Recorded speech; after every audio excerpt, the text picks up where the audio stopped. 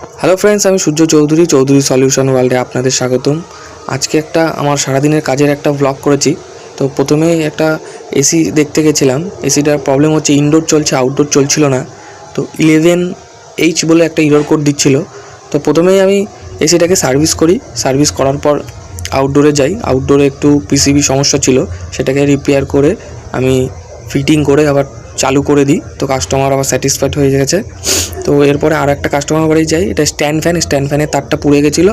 তারটা চেঞ্জ করে দিয়ে সুন্দর করে ফ্লেক্সিবল দিয়ে আমি একটা সকেট দিয়ে সুন্দর করে সেটিং করে দিয়েছি। তো এই কাস্টমারও খুব স্যাটিসফাইড। তো এরপরে গেছি নবোদয় স্কুলে এই গিজারটা একটা প্রবলেম ছিল।